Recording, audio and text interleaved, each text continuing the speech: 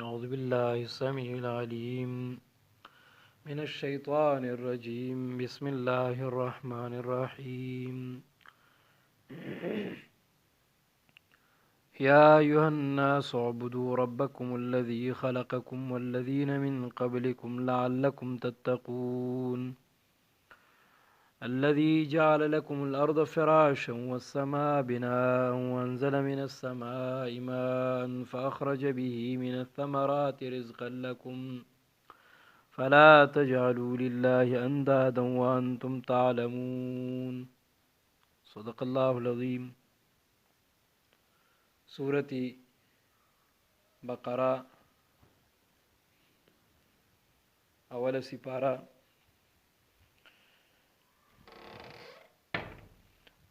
د سورة بقری 21 نمبر او 22 نمبر آیت. په سورة فاتحه کې مومن د الله جل جلاله نه سوال وکړ اهدنا الصراط المستقیم، یا الله مونږ ته نیغه لار راوښیه. په سورة بقره کې د دغه لارې نیغې الله جل جلاله وضاحت فرمایل چې دا کتاب ذالک الکتاب لا ریب فیه، چې دا کتاب چې نشته د هیڅ شک شبه پدې کې، دغه لار مستقیمه ده او دغه لار برابر ده. اوس د دغه لارې د منلو د حیثیته په انسانانو کې درې ډلې جوړې شوې دي. یو هغه خلک چې د زړه نه دا لاره منیم او په هغې باندې عمل کوي او په هغې باندې روان هم دي، هغې ته مؤمنان وایي. الله رب العزت په ابتدایي آیتونو کې د سورة بقرې د مؤمنانو ذکر فرمایي الذین یقیمون الصلاة ومما رزقناهم ينفقون. دویم هغه خلک دي چې د زړه نه او د عمل نه د دغې لارې نه انکاري دي، په زړه سره هم نه مني او په عمل سره هم دا نه ښیي چې په دغې لار باندې روان شي. نو الله جل جلاله د دغې خلکو هم وضاحت فرمایلی دی چې هغه کافران دي ان الذين كفروا سواء عليهم انذرتهم ام لم تنذرهم لا يؤمنون. دریم هغه خلک دي چې د دنیاوي اغراضو د مقاصدو د پاره خو په دغې لار باندې روانیږي، خو د زړه نه دا لار مني نه. نو دغه خلک منافقان دي. الله رب العزت دغه منافقانو په څو آیتونو 14 آیتونو مبارکو کې چې د دغه منافقانو ذکر وکړو چې په خوله یو رنګ دي په زړه کې بل رنګ دي. نو د هغه خلکو تذکره او فرمایله. اوس په دې آیت مبارکه کې د غدریوانو ډلو ته الله جل جلاله دعوت ورکړي چې ټول د الله جل جلاله عبادت کوونکي جوړ شي او په داسې انداز سره چې دا یا ایها الناس د ټول انسانانو طرف ته چې دی شامل دی. الناس دا انسانانو ته ویل کی، نو ټول انسانانو ته الله جل جلاله د خپل وحدانیت دعوت ورکړي او بیا د توحید دعوت هم ورته ورکړی کیږي او ورسری دلایل هم ذکر کیږي چې الله جل جلاله وحده لا شریک دی او فکم دلایل سره ناغه دلایل هم الله جل جلاله ذکر کوي. الله رب العزت فرمایي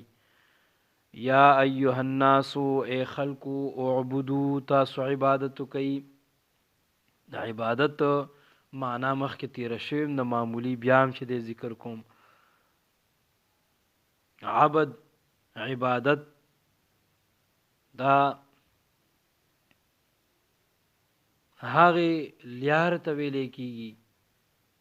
چې هغه ډیره پامال شوی وي. او عبادت چاته ویل کیږي؟ عبادت ویلې کیږي د یو چا وړاندې خپل ځان پس کول او ختمول او فنا کول، دغه ته عبادت ویلې کیږي. یا ایها الناس ای خلقو اعبدو تاسو عبادت کوي ربکم د رب خپل. یو عجیب سوال او داغي جواب دا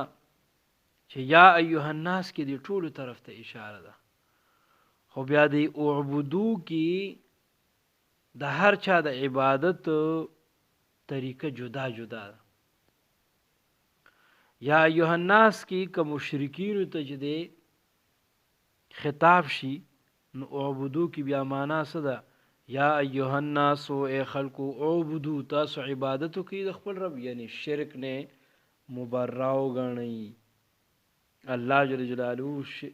سره شرک مکوئ. د عبادت معنا دا چې تاسو د الله جل جلاله سره شرک مکوئ.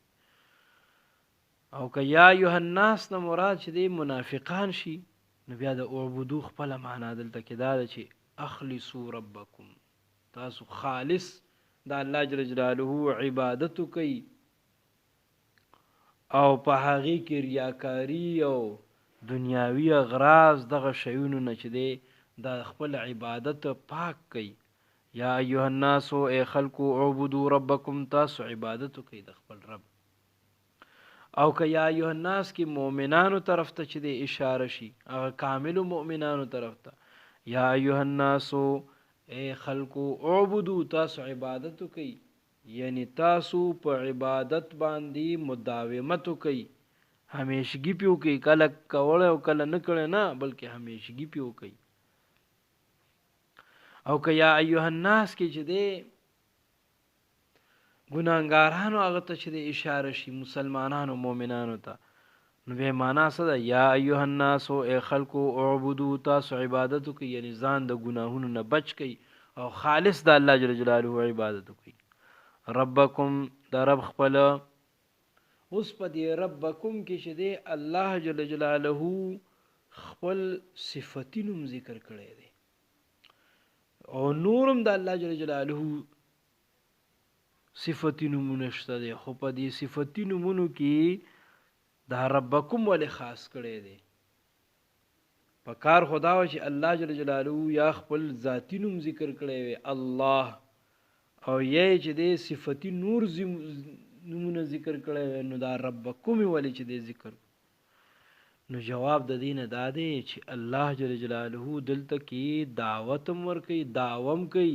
چې د خپل رب اے خلکو تاسو عبادت کوي. د کم رب؟ د هغه رب چې تاسو پالي. دعوم ده او دلیلم دی.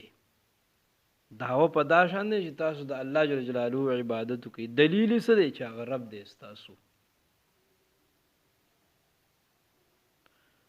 ربکم کې چې دی کامل هغه پرته ده، دې طرف ته اشاره ورکوي چې بندا د هغه الله عبادت وکا او هغه چې دی د عبادت لایق دی چې هستا پالون کې دی. څوک شته چې دی د نشنه داسې ذات شته چې د نشنه چې دی څوک شته کی، داسې ذات شته چې د شتنه چې دی سړی نابود کی او نشتی کی، داسې ذات شته دی چې هغه د خلکو ضرورت او پیجنی او که پیجنی نو هغه ورته الله جل جلاله عقل ورکړي وي. نور کامل حاجات نسوک د چا پیجندې شي او نه چې د چا حاجات پوره کولې شي. دا یو الله جل جلاله ذات دی چې د خلکو حاجات پیجنی او خلکو له چې دی وما حاجات پوره کوي. هم ربکم در رب خپل الذی هغه رب خلقکم چې تاسو پیدا کړی والذین ها دا دویمه دعوه ده چې تاسو پیدا کړی والذین ها خلق من قبلکم چې مخکې تاسو نو. الله رب العزت هغه خلقم پیدا کړی چې مخکې تاسو نو. دلته کې چې دی من قبلکم او فرمایلی شو خو من بعدکم او نو فرمایلی شو. وجه څه ده؟ وجه دا ده وی من بعدکم زکو نو فرمایلی چې د عقاید و جهان صلی الله علیه وسلم دا امت اخیری امت دی، د نو ورستو بل امت او بل چې دی پیغمبر نه دی راتلونکی نو چې نه دی راتلونکی دا اخیری امت شو ځکه من بعدکم او نه فرمایلو من قبلکم زمونږ نه مخکې ډېر امتونه او ډېر پیغمبران او د هغې امتونه تیر شوي دي او زمونږ د عقاید او جهان صلی الله علیه وسلم د امت نه وروستو بل امت نشته نو ځکه من قبلکم فرمایلو من بعدکم او نه فرمایلو لعلکم د پاره دی تتقون چې تاسو پرهیزګاره شئ د عبادت اصل مقصد هم دا دی چې انسان څه شي پرهیزګار شي او دوی معنا لعلکم دا ځکه وفرمایل لعلکم لعل د پاره د امید راځي معنی دا شو چې که انسان ډیرم عبادت وکړي نو ای انسان په خپل عبادت باندې نازیږه ما بیام د عبادت نو وروستم چې الله جل جلاله در باندې فضل وکړي نو الله به جنت ته ځي بغیر د الله جل جلاله د فضل نه بغیر چې د جنت ته دخول ممکن نه دی ولی انسان که ډیرم طاقت لري نو د الله جل جلاله کما حقه عبادت نشي کولی نو ځکه الله رضی لعلکم شاید تتقون چې تاسو پرهیزګار شئ بعض ډیر وخت چې یو سړی عبادت وکړي او سره د عبادت هم چې د خیر خاتمه ګډه وډه شي ګمراه شي نو لعلکم تتقون امید د دې دی چې تاسو شي پرهیزګار شئ الذي هغه جعل لكم الارض دا چې ګرځولې د الله جل جلاله ستاسو د پاره ځمکه فراشن فرش الله جل جلاله د عبادت لایق دی ولی ځکه چې الله جل جلاله ځمکه ستاسو د پاره فرش ګرځولې دی سوال دلته کې دا دی چې الله جل جلاله فرمای په خپل کلام کې چې ځمکه ما فرش ګرځولې دی او ساينسدانان وایي چې ځمکه ګول ده نو الله جل جلاله په خپل کلام کې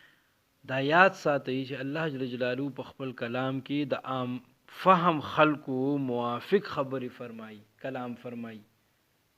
که الله جل جلاله ساينسي خبره کړې وي چې ځمکه ګول ده نو بیا ابو جهل ویل چې ځمکه همغه چې څومره وینو دا همواره ده پیغمبر وی چې ځمکه ګول ده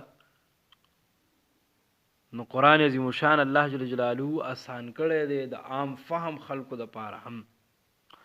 دلته کې رد راغې په خلقو باندې چې قران کې بې ځای تعویلات کوي چې ساينس سره موافق کی نه ساينس د قران تابع دی قران د ساينس تابع نه دی که یو ځای کې ساينس یو خبرو کې او قران چې دی بل خبره کړی وي نو د قران دا خبره به مسلم وي او ساينس باسي عبس وي الذي هغه جعل لكم الارض چې ګرځولې د ستاسو د پاره ځمکه فراشن همواره